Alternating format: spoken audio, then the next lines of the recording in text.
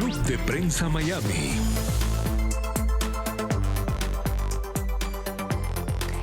Hola, ¿qué tal? Muy buenas tardes. Soy Alessandra Martín y esto es Club de Prensa Miami. En riguroso directo son las 3 de la tarde, hora del este, desde los estudios internacionales de NTN 24, aquí en el sur de Florida. ABC decidió suspender de manera indefinida y sorpresiva el programa de Jimmy Kimmel, desatando una ola de especulaciones sobre los motivos reales detrás de la medida. La suspensión fue celebrada por Donald Trump, quien de cierta manera ya lo había anticipado en julio de este año al escribir: escuché que Jimmy Kimmel es el próximo. Unas declaraciones que hizo tras la cancelación de otro programa de sátira política, el de Stephen Colbert.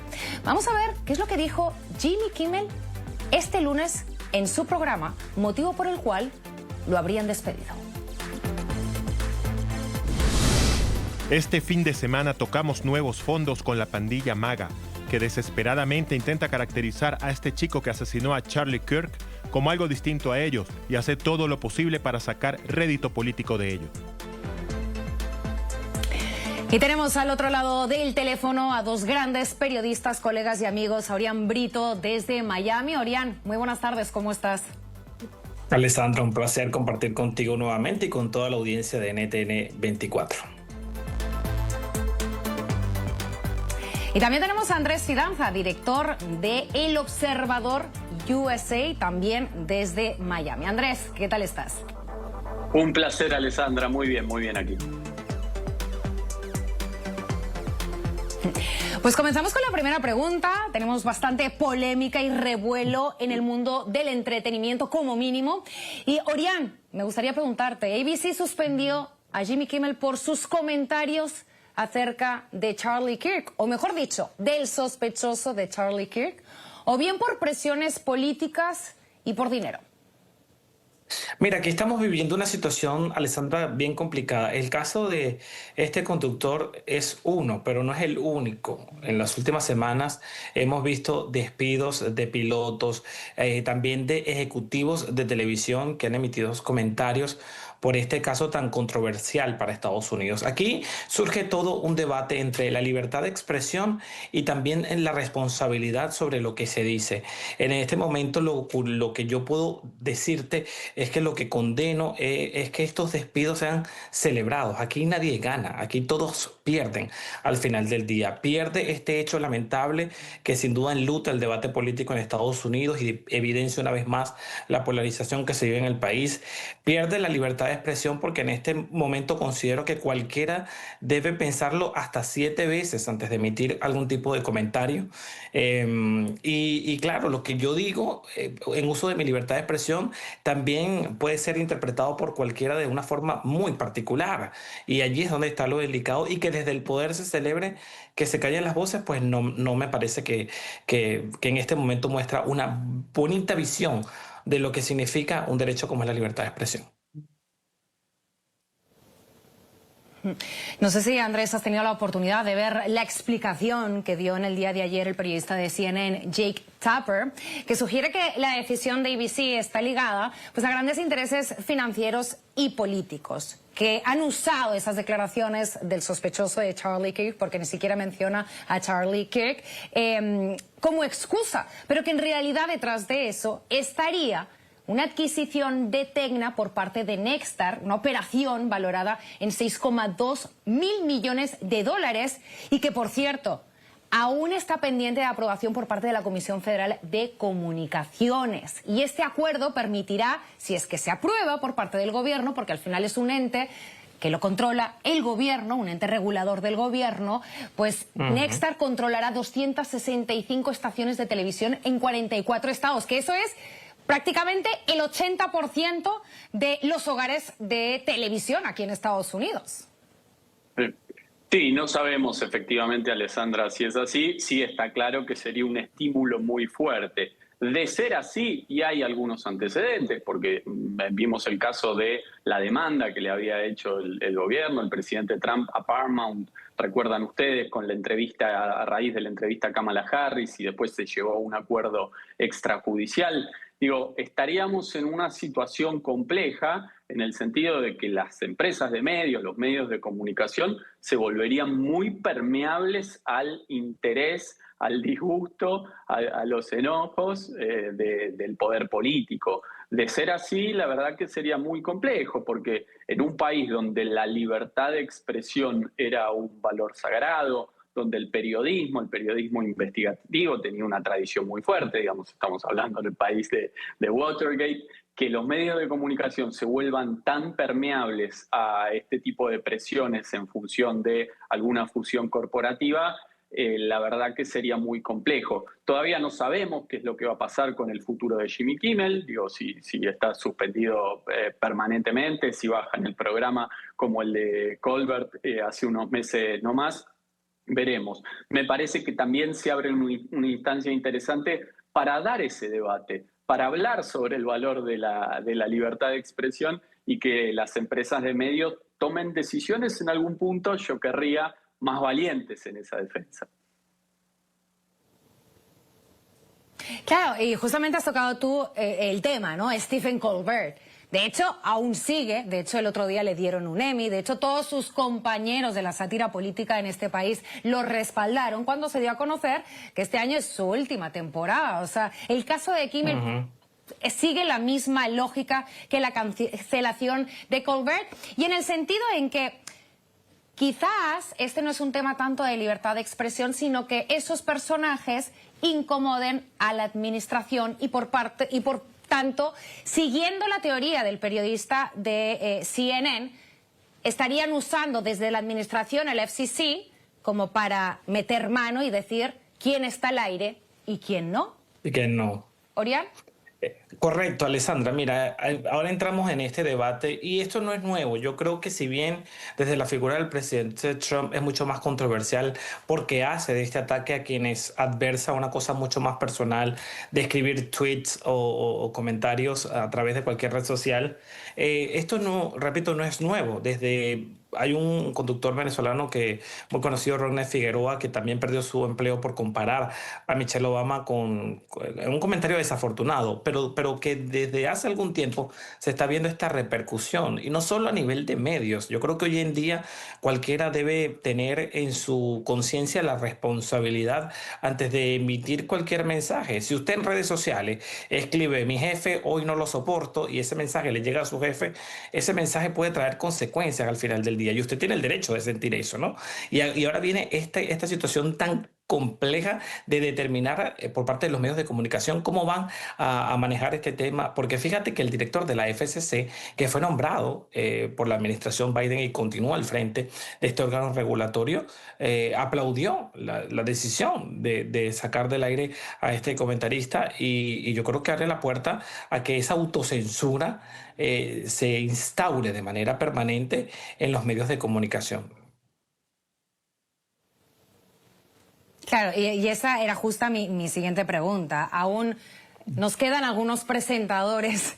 Tenemos a Seth Meyers, tenemos a Jimmy Fallon, esta última cancelación, y tenemos a John Oliver, que por cierto no es ciudadano estadounidense, con lo cual yo creo que él está incluso más en la cuerda floja que los otros presentadores. Pero esta última cancelación de Kimmel o suspensión, ¿ustedes creéis que pueda llevar a esa autocensura de presentadores y no son presentadores de noticias, son presentadores de entretenimiento, de sátira política? Ellos critican a unos y a otros. Andrés, ¿crees que, y yo no sé, lo estaba checando antes de entrar al aire, creo que de momento nadie ha reaccionado de estos presentadores que estoy mencionando como lo hicieron anteriormente con Stephen Colbert? No sé si las cosas quizás se están poniendo como peliagudas y van a caer en esa autocensura, ¿no?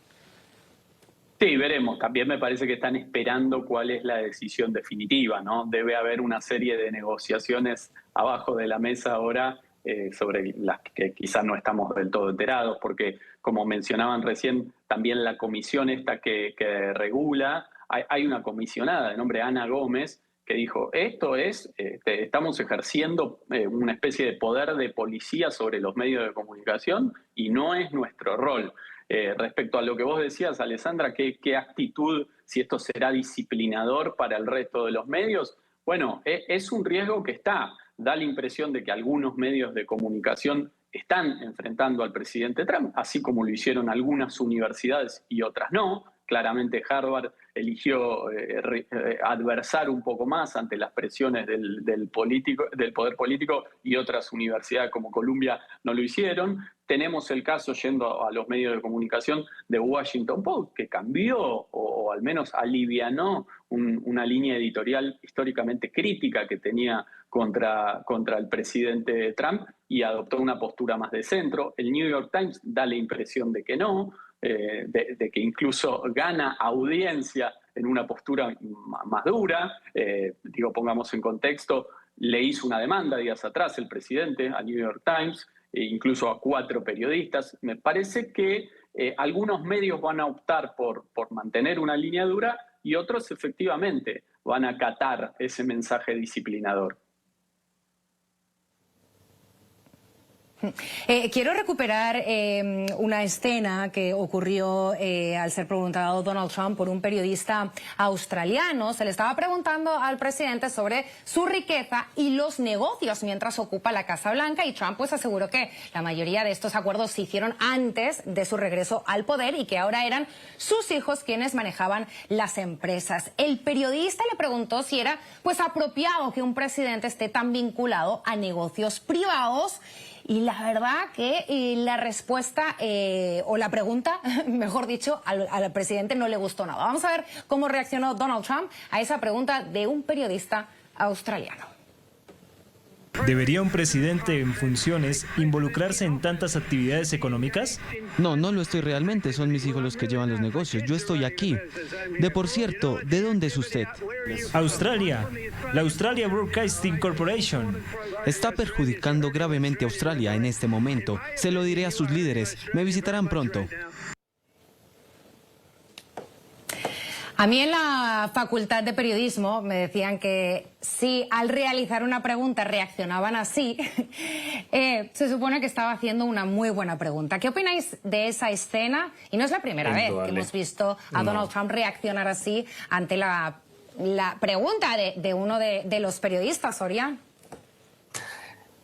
Coincido con lo que aprendiste en la universidad, que no solo en tu casa de estudio, ¿sabes? Nosotros, el origen del periodismo es ser el antipoder, es hacer la pregunta incómoda en el momento en que tienes el vocero enfrente, y esa respuesta pues da mucho que desear.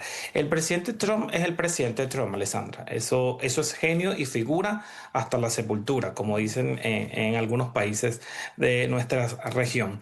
Lo que hay que estar consciente en este caso es que el periodista debe mantenerse firme, hacer las preguntas que tenga que hacer y sobre todo ser muy inteligente. Estos son momentos donde la inteligencia es clave para permanecer frente a una amenaza real del poder que se incomoda con alguna pregunta, y a toda esta sociedad que se está, digamos, reaccionando de una manera, vamos a decirlo así, un poco más radical frente a cualquier otro comentario. Entonces la inteligencia es clave, pero hay que hacer la pregunta. Y yo creo que en este caso, pues, valoro esa labor de nuestro colega.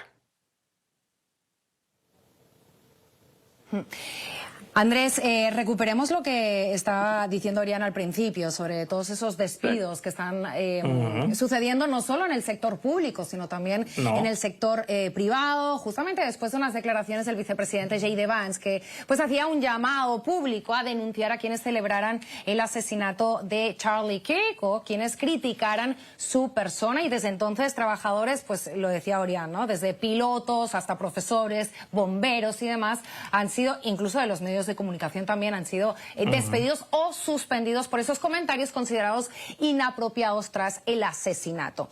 Ahora bien, ¿cómo proteger la libertad de expresión sin normalizar o permitir la apología de la violencia? ¿Y quién tiene la autoridad para trazar esa línea? Aquí en Estados Unidos, si trabajas para una empresa privada, no tienes ningún tipo de derecho, con lo cual te pueden despedir por cualquier cosa. En eso no. Vamos a centrarnos más pues en el sector público o bien en los funcionarios electos. Andrés. Qué pregunta sencilla que me has hecho, Alessandra, ¿no? Digo, porque es el kit de la cuestión en este mundo y en estas sociedades de redes que estamos viviendo, donde muchas veces el anonimato permite la crueldad máxima. Entonces el debate ahí es, por un lado tenés el vector, digo que en Estados Unidos es prácticamente sagrado, de la libertad de expresión. Por otro lado, regular lo que muchas veces son agravios, agresiones, golpes bajos, realmente muy crueles. Entonces, digo, ¿dónde y cómo regular eso?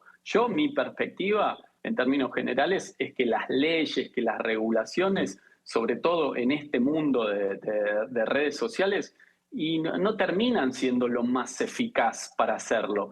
Pero también entiendo que tienen que haber ejemplos, que la gente tiene que tomar conciencia de que las acciones, de que sus dichos en algún punto público, porque están en redes sociales, se tienen que hacer responsables, pueden tener consecuencias. Entonces es un tema muy delicado. Yo en términos generales soy más antirregulación, pero no tanto por un motivo ético, sino por un sentido práctico, de que muchas veces los intentos de regulación van siempre 1 o 2 pasos atrás de lo que son los hábitos y los comportamientos humanos. Pero también es cierto que en algún momento tenemos que ir hacia un mundo más humano, de tomar conciencia que uno está agrediendo a otra persona, por más que parezcan los mensajes de las redes sociales botellas tiradas al mar, tienen consecuencia, tienen impacto. Entonces, ¿cuál es la solución para eso?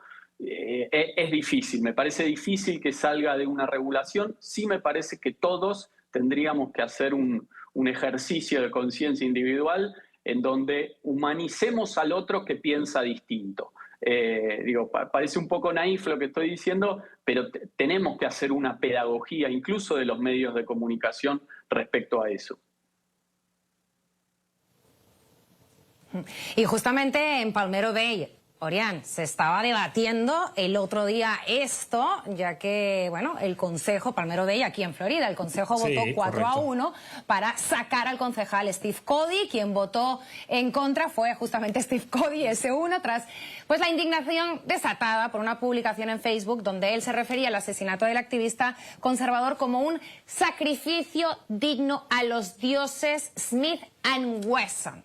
Él hizo pues referencia al que es el fabricante de armas más conocido de Estados Unidos, adjuntando esas polémicas declaraciones que mucha gente ha recuperado en redes sociales, esos 20 segundos en los que Charlie Kirk defendía el derecho a las armas. Cody borró el mensaje, pidió disculpas, pero la alcaldesa y otros concejales pues no les pareció suficiente y exigieron su renuncia. Votaron, los ciudadanos se expresaron, vecinos, qué vergüenza, pero atención porque Cody ha dicho: yo no dimito. ¿Debe renunciar? Y la segunda pregunta, Orián, ¿tú crees que debe intervenir el gobernador de Florida, Ron DeSantis, que al parecer está estudiando el caso? Yo no dudo, pero voy a comenzar por la última parte. Yo no dudo que el gobernador vaya a intervenir, tomando en cuenta desde el lado republicano cómo se está viviendo este crimen atroz, condenable indudablemente. Creo que, aunque lo esté estudiando, va a tomar una decisión. Ahora vamos con el tema del concejal. Yo creo que fue desafortunado. Y cuando hablamos de preservar la libertad de expresión y ese examen de conciencia que habla mi colega periodista que está con nosotros en el espacio, que es fundamental, aunque suene naif, como él dice, en este momento es donde eso hay que ponerlo en práctica. Sabemos que queremos reaccionar y hoy en día tenemos esa ventana que son las redes sociales, donde todo lo que escribimos queda en el aire. Es decir, que pueden buscar algo que yo escribí en el 2019 y lo consiguen y lo posicionan. Entonces, esa línea es muy delicada. Entonces, antes de dejarnos llevar por la pasión de reaccionar, y que esa reacción pasional nos lleve a un paredón al final del día, porque es a donde nos lleva, yo creo que hay que tomar esos 5 minutos de análisis antes de emitir ese tipo de comentario. Y en este caso es un servidor público, mucho peor que vayan tus electores a el centro, en este caso a la reunión del consejo, a pedir que dimitas. Si bien tú emites tu opinión y la defiendes, ahora tienes en contra a una comunidad a la que le sirves, y eso no ayuda ni a la comunidad ni al desarrollo de tu gestión al frente de ese cargo. Entonces fue desafortunado, y aunque lo borró y pidió disculpas, en este caso el daño está hecho y hay que ver las consecuencias de esta acción, lo que podría decidir próximamente el gobernador de la Florida. Claro, yo no sé si hay alguna ley que pudiera respaldar o con la que se pudiera respaldar el gobernador para llevar a cabo alguna medida en ese consejo, en Palmetto Bay. Al final, él lo que decía es un funcionario electo y con lo cual no es tanto un trabajador público, así me lo explicaba una abogada especialista en la primera enmienda, y si esa declaración se recoge como primera enmienda de la Constitución, no tienen el derecho de despedirlo, de destituirlo. Sin embargo, Pam Bondi, la fiscal general de Estados Unidos, quien por cierto también era de Florida, pues tuvo una entrevista y luego parecía que se desdecía un poquito y finalmente lo puso claramente en Twitter, que es lo que piensan hacer desde la Fiscalía de Estados Unidos con respecto a este tema. Vamos a escucharlo y enseguida lo comentamos. El discurso de odio que se convierte en amenaza de violencia no está protegido por la primera enmienda. Es un delito. Durante demasiado tiempo hemos visto a la izquierda radical normalizar las amenazas, incitar al asesinato y aplaudir la violencia política. Esa era ha terminado. Claro, ella lo que estaba tratando de dejar en claro es, una cosa es la libertad de expresión, y otra cosa es que tu libertad de expresión, es decir, que tú digas lo que te dé la gana, eso esté incitando a la violencia o a cometer un delito o un crimen. Ahora bien, Andrés, te voy a hacer la pregunta que le hice yo a la abogada. Si yo digo se lo merecía, ¿eso es incitar a la violencia o es mi libertad de expresión de opinar sobre un tema, te guste o no, me adhiero a la libertad de expresión? ¿Qué opinas? Yo creo que puede ser interpretado como incitar a la violencia. Me parece que, por supuesto, siempre son mensajes en donde hay que analizar el contexto y demás, pero puede ser claramente interpretado como una incitación a la violencia en un momento donde claramente eso no corresponde y, en definitiva, estamos hablando de una persona con más responsabilidades que un ciudadano común. Me parece que el principal desafío o el punto más flojo que le veo al argumento de Pam Bondi en este caso es la exigencia de que no haya un doble estándar. Quiero decir, los discursos de odio siempre provienen de la izquierda radical. Yo coincido que en muchísimos casos así es, pero me parece que también provienen de posiciones extremas de izquierda, de derecha, de arriba y de abajo. Entonces, si el gobierno adopta una actitud restrictiva y dura respecto a los discursos de odio, que yo podría estar claramente de acuerdo en esa posición, va a tener la obligación de ejercerlo con todo, de pasar ese peine fino con todos los discursos de odio, con los de izquierda, con los de derecha, porque inmediatamente después del asesinato de Kirk, el gobierno hizo mucho hincapié en esto, ¿no? En la izquierda radical, y yo coincido en ese punto, pero bueno, también pasaron por alto, por ejemplo, el asesinato de la legisladora de Minnesota. Entonces, me parece que si el objetivo final es, lo digo un poco en bruto, bajar un cambio y que se aminore esos discursos de odio en la sociedad, me parece que hay que asumir e identificar que provienen de todos los sectores, de todos los sectores radicalizados y más extremos. Yo coincido en que creció la violencia política en el último tiempo, los registros de amenazas en el Congreso y en los juzgados así lo identifican, se duplicaron las amenazas y las agresiones en el último tiempo. Entonces, si el discurso es aplacar un poco a la sociedad, no hay que tener un doble estándar y hay que identificar que los discursos de odio muchas veces vienen de la izquierda radical, pero no tienen el patrimonio de ejercer ese tipo de violencia simbólica. Incluso lo hemos comentado aquí muchas veces con Orián, esa comunicación que tiene a veces desde la Casa Blanca, desde la cuenta oficial, desde las cuentas oficiales de redes sociales de la Casa Blanca. Incluso a veces desde ahí, al menos se deshumaniza el sufrimiento o el dolor que pueden estar pasando los migrantes en este momento. Me gustaría mostraros lo que me dijo la abogada especializada en la primera enmienda sobre si una persona pública se lo merecía, eso es parte de la libertad de expresión, o bien está llamando a la violencia. Escuchemos lo que me contestó. Abogada, si una persona escribe en sus redes sociales se lo merecía, ¿eso es incitar a la violencia?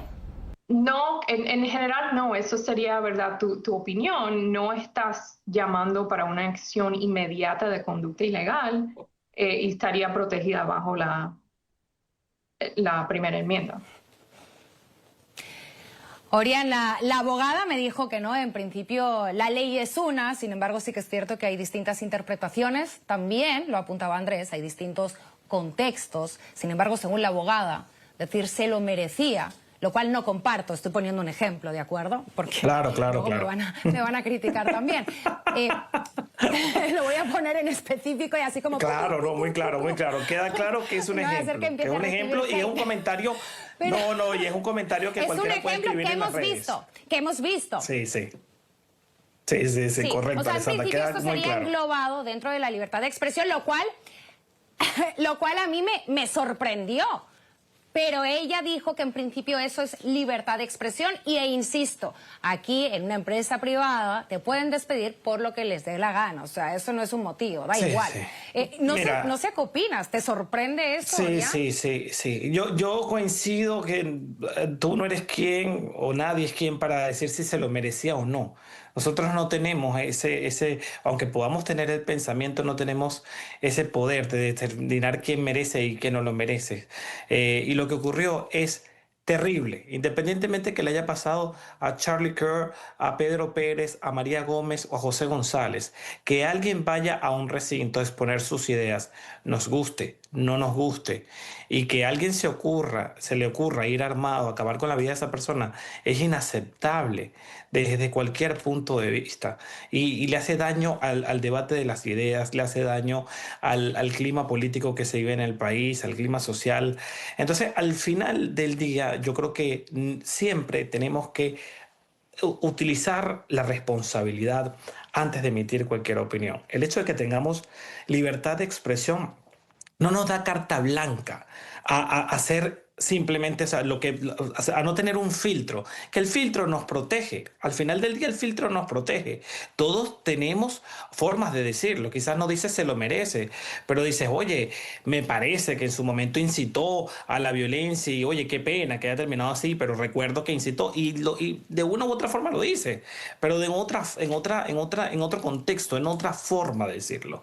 Entonces, la responsabilidad en este momento es fundamental para preservar no solo tus relaciones interpersonales, sino también tu puesto de trabajo. Estamos viendo que, tú lo dijiste hace rato y lo comenté, no solo pilotos. Hace poco me enteré que una directora de talento de una cadena de Univision fue despedida después de 20 años de trabajo por haber escrito un comentario desafortunado por el caso de Charlie Kirk. Entonces, y el comentario no era se lo merecía.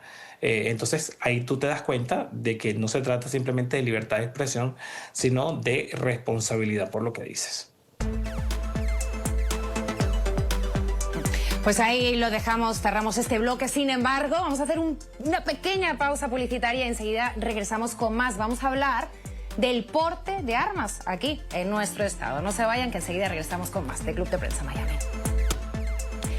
Seguimos con más de Club de Prensa Miami, son las 3:33 hora en directo desde los estudios internacionales de NTN 24 en el sur de la Florida. Y justamente vamos a hablar de un tema que nos atañe a los del estado, porque el fiscal general de Florida y el gobernador Ron DeSantis han emitido instrucciones para que las fuerzas del orden ya no procesen ni detengan por portar armas a la vista, alineando esa política estatal con la interpretación literal de la segunda enmienda. Orián, ¿qué dicen los defensores de esta nueva ley, que por cierto pues entró en vigor ya en septiembre? Bueno, entre los defensores está nada más y nada menos que el fiscal de la Florida, y en su argumento es que esto es una ley, que la Constitución lo contempla así.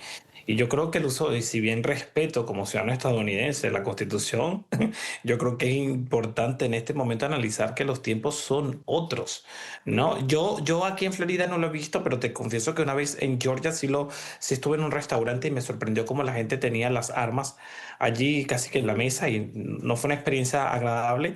Pero bueno, la defensa está por parte de las propias autoridades del Estado y bueno, queda ver si esta decisión, aunque ha sido ratificada por un juez, este fallo va a tener por la contraparte, algún tipo de acción en contra en las próximas horas.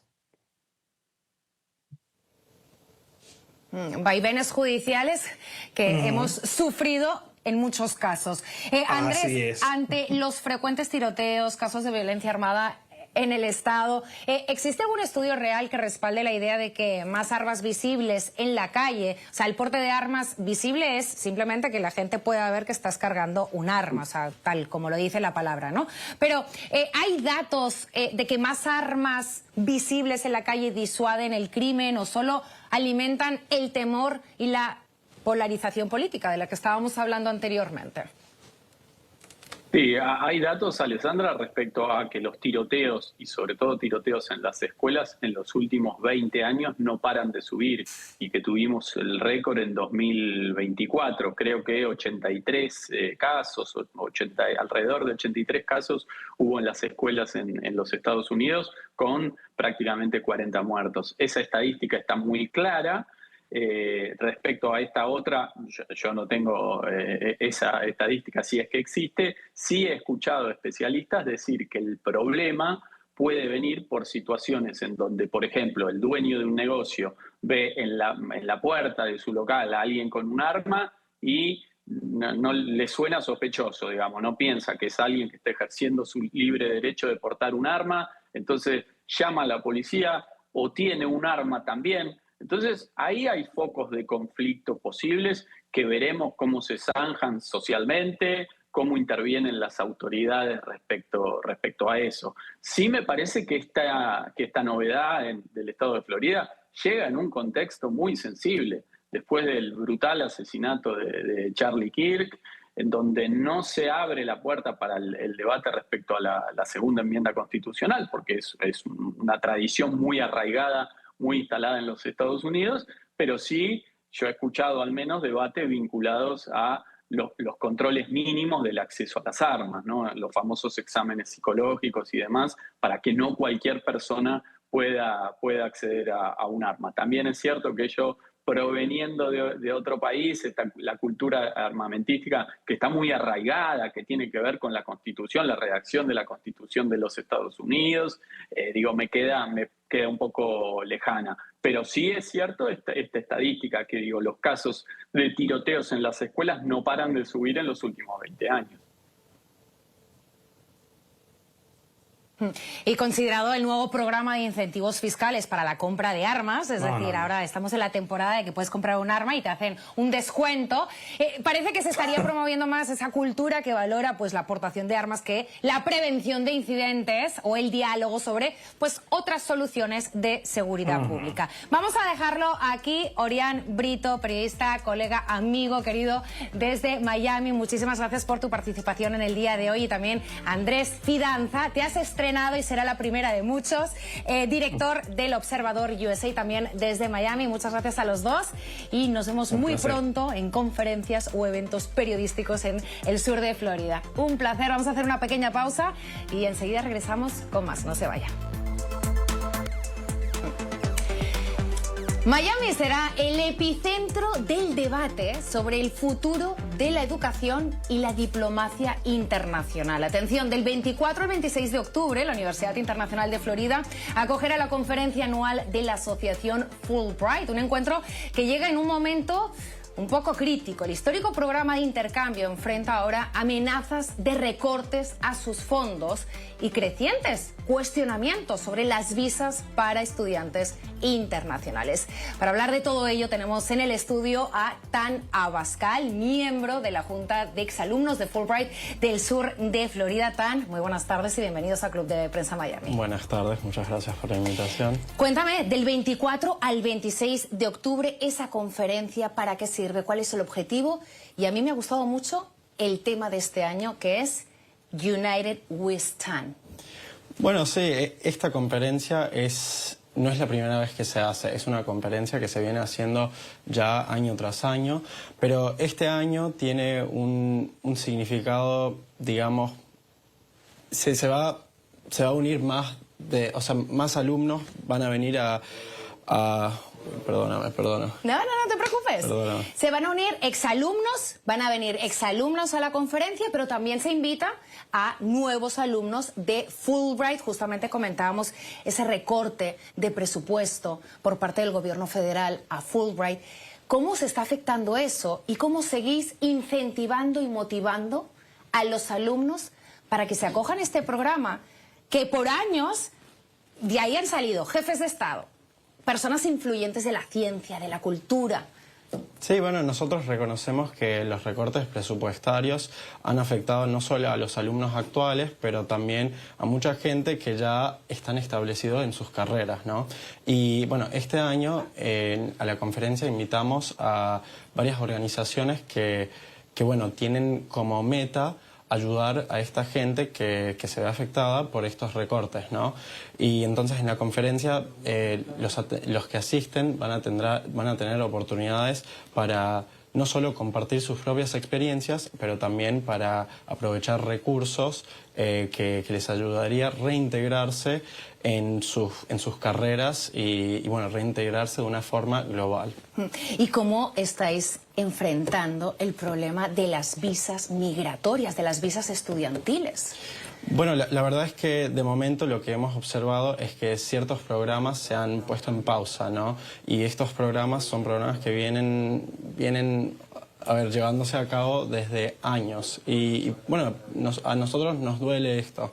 Y lo que nosotros queremos hacer, no solo con nuestros alumnos y nuestros exalumnos de Fulbright, pero también con la comunidad de Miami, es invitar a gente para que vean y bueno, aporten al intercambio internacional. Y como exalumno, si tú tienes ahora en tu cámara a un estudiante que se está planteando si sí o si no, ¿en qué te ha beneficiado a ti pasar por este programa? Bueno, la verdad es que a mí me ha ayudado mucho, ¿no? Yo pienso que yo me crié acá en Miami, pero al mismo tiempo sé que hay un mundo fuera de Miami, ¿no? Y el Fulbright para mí fue una buena oportunidad para aprender sobre ese mundo, ¿no?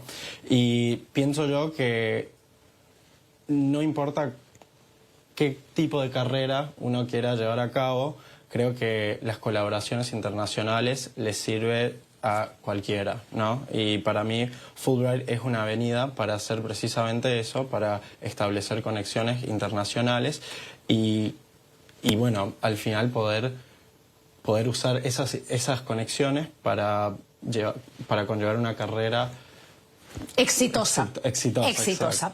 Pues ahí lo tenemos, del 24 al 26 de octubre, esa conferencia en la Universidad Internacional de Florida. Atención, porque desde 1946, que parece ayer, Fulbright ha formado a más de 400.000 líderes en 160 países, incluidos premios Nobel, jefes de Estado y figuras influyentes de la ciencia, la cultura y los derechos humanos. Tan Abascal, muchísimas gracias por estar hoy aquí en Club de Prensa Miami. Muchísimas gracias. Hacemos una pequeña pausa y enseguida regresamos con más. No se vayan.